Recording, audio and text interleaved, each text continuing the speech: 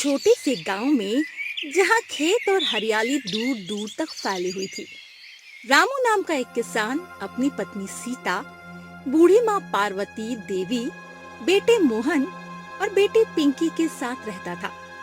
उनका घर कच्चा था और गरीबी उनके साथ हमेशा रहती थी। रामू और सीता दिन रात खेतों में काम करते, लेकिन फिर भी मुश्किल से 2 जून की रोटी कमा पाते थे। सीता, इस बार भी अगर अच्छी बारिश नहीं हुई तो कैसे चलेगा? फसल सूख रही है और लाला जी का कर्ज भी चुकाना है। हम बड़ी मुश्किल में हैं।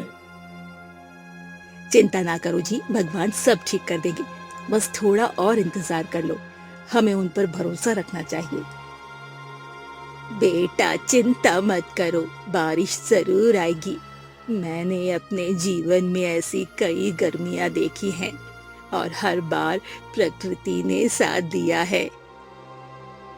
पिताजी, मुझे लगता है इस बार हमें दूसरी फसलों के बारे में सोचना होगा। सिर्फ धान पर निर्भर रहना ठीक नहीं है, ये जोखिम भरा हो सकता है। माँ, मुझे बारिश में भीगना है। कब आएगी बारिश? गर्मी बहुत है, मेरा खेलने का मन नहीं कर रहा। अगले दिन लालाजी जगन्नाथ साहूकार अपने मुनीम के साथ रामू के घर पहुँचे। उनकी आवाज में तीखापन था। रामू और सीता सहम गए। रामू, मेरा कर्ज कब लौट आएगा? 3 महीने हो गए हैं और तुम हर बार बारिश का बहाना बनाते हो। मेरा सब्र टूट रहा है। लाला जी, फसल तैयार होते ही मैं आपका सारा पैसा लौटा दूंगा। बस थोड़ी मोहलत और दे दीजिए, हम मेहनत कर रहे हैं। मोहलत? अब कोई मोहलत नहीं मिलेगी। मैंने बहुत सुन ली तुम्हारी बातें। अगर इस हफ्ते पैसे नहीं दिए तो अपनी जमीन बेचने के लिए तैयार रहना। लाला जी, ऐसी बात मत कहिए, ये हमारी आखिरी उम्मीद है। हम कहाँ जाएंगे? कृपया हम पर दया कीजिए। ये तुम्हारी समस्या है, मेरी नहीं। मुनीम, लिखो, अगर 7 दिन में पैसे नहीं आए तो जमीन मेरे नाम हो जाएगी। कोई बहाना नहीं चलेगा। लाला जी धमकी देकर चले गए। रामू और सीता बहुत परेशान थे। रात भर उन्हें नींद नहीं आई। अब क्या होगा सीता?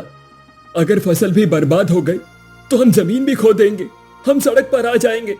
हमारा कोई ठिकाना नहीं रहेगा। हमें हिम्मत नहीं हारनी चाहिए जी। कोई न कोई रास्ता जरूर निकलेगा। भगवान हमारी मदद जरूर करेंगे। बच्चों, विश्वास रखो, सब ठीक होगा। मैंने अपने जीवन में बड़े संकट देखे हैं, सब निकल गए हैं, ये भी निकल जाएगा। पिताजी, मुझे लाला जी का व्यवहार बिल्कुल पसंद नहीं आया। वो कितने निर्दयी हैं, उन्हें दूसरों की परवाह नहीं है। पिताजी, क्या हमें अब गांव छोड़कर जाना पड़ेगा? क्या हमारा घर अब नहीं रहेगा? नहीं बेटा, ऐसा नहीं होगा। हम यही रहेंगे और अपने घर को फिर से बनाएंगे। कुछ दिनों बाद आसमान में काले बादल छाने लगे और तेज हवा चलने लगी। गांव वाले खुश थे, लेकिन किसी को अंदाजा नहीं था कि बारिश उनके लिए क्या कहर बनकर आएगी। रात होते होते मूसलाधार बारिश शुरू हो गई। लगता है इस बार अच्छी बारिश होगी। फसल हमारी बच जाएगी और हमारा कर्ज भी उतर जाएगा।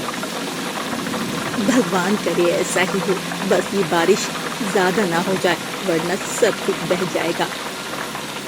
पिताजी, पानी घर के अंदर आ रहा है, छत से भी टपक रहा है। हमें कुछ करना होगा। हाँ, मुझे डर लग रहा है।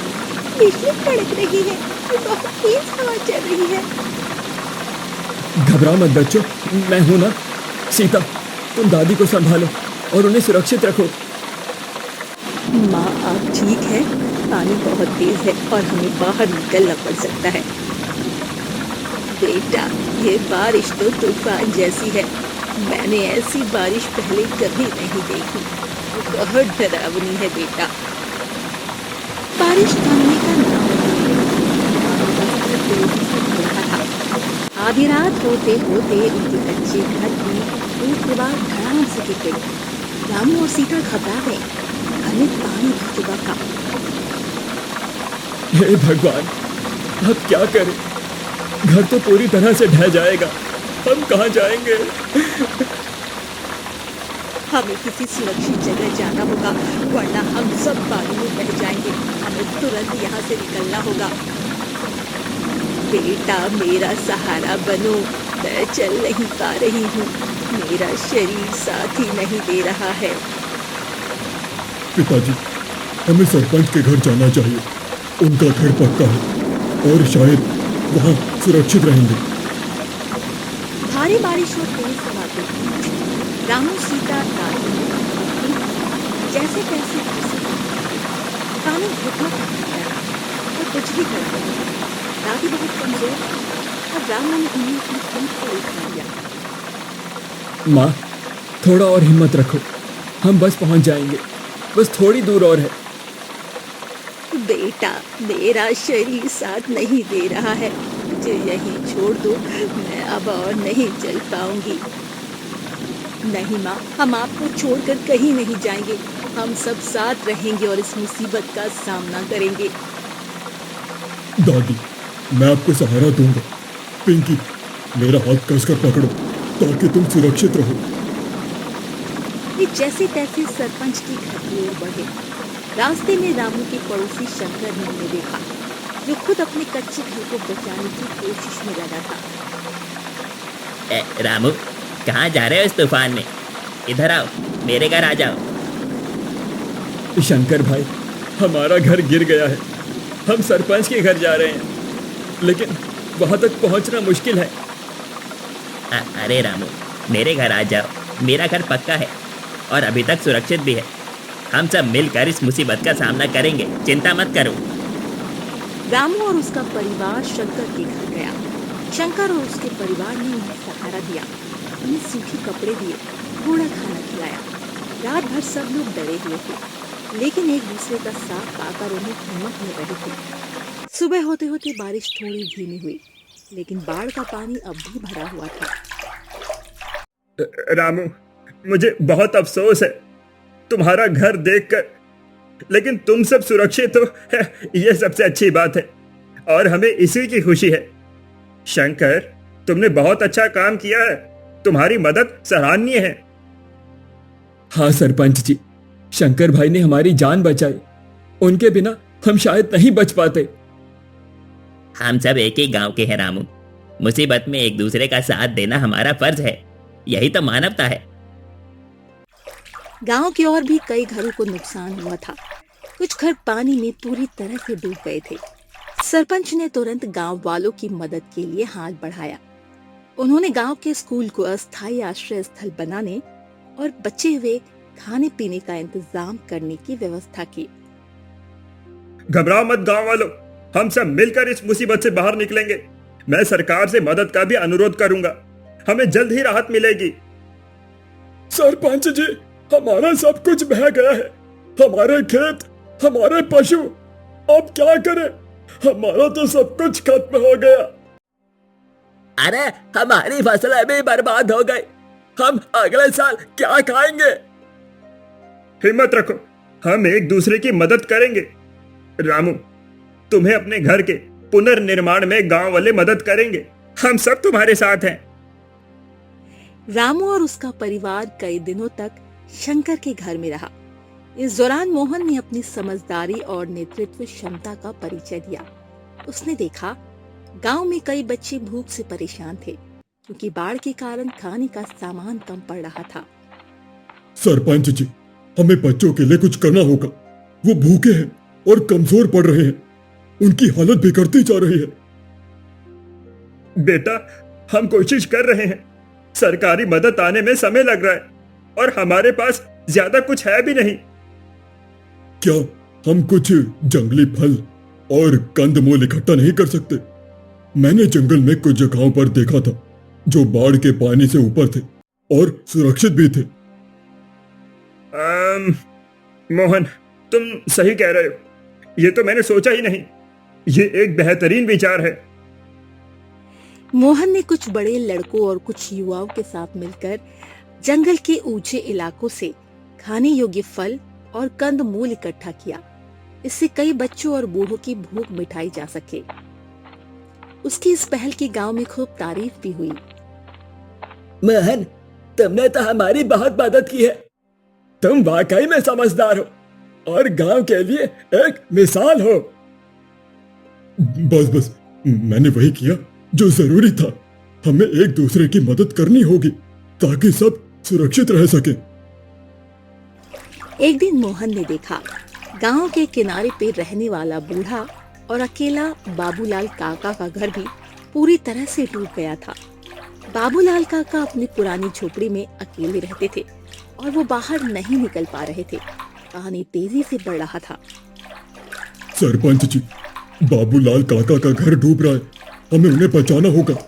वो शायद अंदर फंसे हुए हैं और खतरा बढ़ रहा है।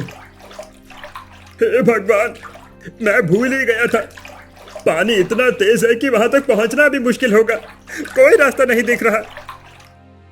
मोहन सही कह रहा है। सरपंच जी, हमें जाना होगा। मैं चलता हूँ। नहीं पिताजी, आप दादी के साथ रहें। मैं जानता हूँ कहाँ से जाना सुरक्षित होगा। मैं तैर सकता हूँ और उन्हें बचाकर ला सकता हूँ। मोहन ने गांव के कुछ बहादुर युवाओं को इकट्ठा किया और एक छोटी सी नाव लेकर बाबूलाल काका की ओर बढ़ गया। पानी का बहाव तेज था, लेकिन मोहन ने हिम्मत नहीं हारी। वो जैसे तैसे बाबूलाल काका के घर तक पहुंचे और उन्हें सुरक्षित बाहर निकाला। बाबूलाल काका बहुत कमजोर हो गए थे। अरे मोहन बेटा, तुमने मेरी जान बचाई। मैं तुम्हारा यह एहसान कभी नहीं भूलूंगा। तुम मेरे लिए भगवान बनकर आए हो बेटा। काका, आप चिंता ना करो। अब आप सुरक्षित हो और हम सब आपके साथ हैं। मोहन, तुमने आज एक हीरो वाला काम किया है। तुम गांव का गौरव हो। हमें तुम पर गर्व है। बाढ़ के कारण गांव में बीमारियां फैलने लगी थी। बच्चों को बुखार और दस्त हो रहे थे और बूढ़े लोगों को सांस लेने में तकलीफ भी हो रही थी। गांव में कोई डॉक्टर नहीं था। तभी पास के शहर से डॉक्टर प्रिया नाम की एक युवा और समर्पित डॉक्टर अपनी टीम के साथ वहां पर पहुंची। सरपंच जी, मैं डॉक्टर प्रिया हूँ। हमें सूचना मिली है यहाँ स्वास्थ्य सेवा की जरूरत है। हम आपकी मदद के लिए आए हैं।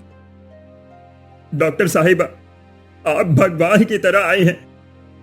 हमारे गांव में बहुत लोग बीमार पड़ रहे हैं और हमें आपकी बहुत जरूरत है। चिंता ना करें, हम पूरी कोशिश करेंगे।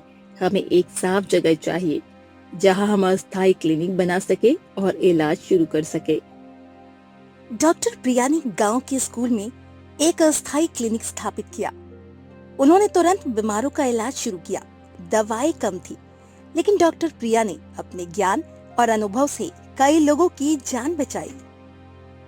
इस बच्चे को तुरंत दवा की जरूरत है, जिसे दस्त और बुखार है। इसे समय पर इलाज मिलना चाहिए। डॉक्टर साहिबा, मेरे बेटे मोहन को भी हल्का बुखार है। क्या उसे भी दवाई की जरूरत है? मोहन, तुम तो बहुत बहादुर हो। तुम्हें भी दवाई लेनी होगी। आराम करो और जल्दी ठीक हो जाओगे। जी डॉक्टर साहिब, मैं आपका बहुत आभारी हूँ। बाढ़ के दौरान गांव के सबसे अनुभवी मछुआरे नत्थू काका ने एक अजीब बात नोटिस की। नदी का जलस्तर कम होने के बजाय बढ़ रहा था, जबकि बारिश रुक चुकी थी। उन्हें लगा ऊपर पहाड़ी इलाकों में अभी भी तेज बारिश हो रही है, जिससे नदी में और पानी आ रहा है। सरपंच जी, मुझे ठीक नहीं लग रहा। नदी का पानी अभी भी बढ़ रहा है। मुझे लगता है पहाड़ी इलाकों में कुछ बड़ा हुआ है। लेकिन काका, बारिश तो रुक गई है, फिर पानी कैसे बढ़ रहा है? लेकिन पहाड़ों का पानी अब यहाँ तक आ रहा है। हमें सावधान रहना होगा और निचले इलाकों से लोगों को निकालना होगा, वरना खतरा बढ़ जाएगा। नत्थू काका की बात सुनकर सरपंच ने तुरंत गांव के निचले इलाकों में रहने वाले लोगों को ऊंची जगह पर जाने के लिए कहा। ये एक मुश्किल काम था, क्योंकि कई लोग अपने घरों को छोड़कर जाना ही नहीं चाहते थे। भाइयों और बहनों, नत्थू काका सही कह रहे हैं। हमें निचली जगह खाली करनी होगी। अपनी जान बचाने के लिए ये जरूरी है। सरपंच जी, अब और कितना भागे? हम पहले ही सब कुछ खो चुके हैं। अपनी जान बचाना सबसे जरूरी है। घर तो फिर बन जाएंगे, लेकिन जान दोबारा नहीं मिलेगी। गांव का एक व्यक्ति रामा था जो अक्सर शराब पीकर हंगामा करता था। बाढ़ में उसका भी घर बह गया था और वो अकेला पड़ गया था। इस आपदा ने उसे भीतर से झकझोर दिया था। वो शराब छोड़ चुका था और चुपचाप राहत कार्य में हाथ बटा रहा था। गांव को शहर से जोड़ने वाला एकमात्र लकड़ी का पुल कमजोर हो गया था। राहत सामग्री लाने के लिए उस पुल को ठीक करना जरूरी था। सरपंच जी, मैं पुल ठीक करने में आपकी मदद करूंगा। मुझे इसका कुछ अनुभव भी है और मैं अपना जीवन बदलना चाहता हूँ। रमा, तुम्हें तो कभी किसी काम में हाथ बटाते देखा नहीं। ये बदलाव देखकर मुझे बहुत खुशी हो रही है। हाँ, सरपंच जी, इस बाढ़ ने मुझे बहुत कुछ सिखाया है। अब मैं बदलना चाहता हूँ। मुझे एक मौका दीजिए, मैं साबित करूंगा। रामा और कुछ मजदूरों ने अपनी जान जोखिम में डालकर पुल को ठीक किया। काम बहुत खतरनाक था, लेकिन रामा ने हिम्मत नहीं हारी। उसकी मेहनत और ईमानदारी देखकर गांव वाले हैरान थे। पिताजी, रामा काका कितने अच्छे से काम कर रहे हैं। उन्होंने सबको हैरान कर दिया है। हाँ बेटा, मुसीबत कई बार इंसान को बदल देती है। हमें उम्मीद है कि वो ऐसे ही रहेंगे। राहत कार्य के बीच वन विभाग के अधिकारी अशोक अपनी टीम के साथ गांव पहुंचे। उन्होंने बताया, पहाड़ों में भूस्खलन के कारण कुछ रास्ते बंद हो गए थे, जिससे राहत सामग्री पहुंचने में देरी हुई। पिंकी, जो इतनी बड़ी बाढ़ से बुरी तरह डर गई थी, अब रात में उसे अक्सर बुरे सपने आते थे। हमें खेद है सरपंच जी, रास्ते में बाधा के कारण देर हुई। हम हर संभव मदद करेंगे, आप चिंता ना करें। कोई बात नहीं अधिकारी जी, आपकी मौजूदगी ही हिम्मत दे रही है। गांव को आपकी मदद की बहुत जरूरत है। हमें खुशी है कि आप यहाँ हैं। माँ, मुझे फिर से वही सपना आया। पानी, बहुत सारा पानी। मैं अब सोना नहीं चाहती। सो जा मेरी बच्ची, अब सब ठीक है। हम सब सुरक्षित हैं और कोई खतरा नहीं है। अशोक ने गांव में फंसे कुछ जंगली जानवरों को बचाने में भी मदद की। पिंकी धीरे धीरे अपनी माँ और मोहन के साथ समय बिताकर अपने डर से उबरने की कोशिश करने लगी। उसे बच्चों के लिए लाई गई खिलौनों की सामग्री से थोड़ी खुशी मिली। इन जानवरों को भी हमारी मदद की जरूरत है। हमें प्रकृति का भी ध्यान रखना चाहिए। देखो, ये सुंदर खिलौना तुम्हारे लिए है। इसे खेलो, तुम्हें अच्छा लगेगा। ये कितना प्यारा है भैया, मुझे ये बहुत पसंद आया। गांव में राहत कार्य और पुनर्निर्माण चल रहा था। तभी लाला जी जगन्नाथ साहूकार एक बार फिर रामू के पास आए, लेकिन इस बार उनकी आवाज में पहले जैसी अकड़ नहीं थी। उन्होंने खुद भी बाढ़ का नुकसान देखा था और लोगों की पीड़ा ने उनके कठोर हृदय को अब पिघला दिया था। रामू, मुझे अफसोस है कि मैंने तुमसे इतनी सख्ती की। मैंने भी बहुत नुकसान झेला है इस बाढ़ में और मुझे अपनी गलती का एहसास है। लाला जी, आप क्या सच में ऐसा कह रहे हैं? मैं समझ गया हूं कि पैसे से बढ़कर इंसानियत होती है। मैंने अपनी आंखों से देखा है कि कैसे लोग एक दूसरे की मदद कर रहे हैं और ये मुझे बदल गया है। और तुम्हें अपने कर्ज की चिंता करने की जरूरत नहीं है। जब तुम सक्षम हो जाओ तब लौटा देना। मैं बल्कि तुम्हें कुछ और मदद भी करूंगा, तुम्हारे घर बनाने में और बीज खरीदने में, ताकि तुम फिर से शुरू कर सको। लाला जी, आपका बहुत बहुत धन्यवाद। हमने कभी नहीं सोचा था कि आप ऐसा करेंगे। ये हमारे लिए एक बड़ा आश्चर्य है। देखा बच्चों, विपत्ति कई बार हमें बहुत कुछ सिखा जाती है। लाला जी को भी अब सच्चाई समझ आ गई और देखो, उनका दिल भी बदल गया है। लाला जी बदल गए। ये अच्छा हुआ। अब हमें जमीन का डर नहीं रहेगा। हम सुरक्षित महसूस कर सकते हैं। अब हम फिर से खेलेंगे। लाला जी, क्या आप मुझे मिठाई खिलाएंगे? हाँ बेटा, जरूर, जब सब ठीक हो जाएगा। तो मैं तुम्हें खूब सारी मिठाइयाँ खिलाऊंगा, तुम जितनी चाहो खा लेना। सरकारी मदद और गांव वालों के सहयोग से रामू के परिवार ने नया मजबूत घर बनाया। इस अनुभव ने उन्हें सिखाया, हिम्मत और एकजुटता से हर मुश्किल को पार किया जा सकता है। रामू अधिक जिम्मेदार बना। मोहन ने पढ़ाई जारी रखी और गांव के विकास के लिए आपदा प्रबंधन समिति का सुझाव दिया, ताकि भविष्य में आपदाओं से बेहतर तरीके से निपटा जा सके। सरपंच जी, हमें एक आपदा प्रबंधन समिति बनानी चाहिए। इसमें नथु काका, शंकर काका और रामा काका जैसे लोग होंगे जो हमें भविष्य की चुनौतियों से निपटने में मदद करेंगे। मोहन, ये एक बेहतरीन विचार है। तुम ही इस समिति के मुखिया बनो, मुझे तुम पर भरोसा है। तुम सही कह रहे हो बेटा। अनुभव और युवाओं की शक्ति मिलकर ही हम गांव को सुरक्षित रख पाएंगे।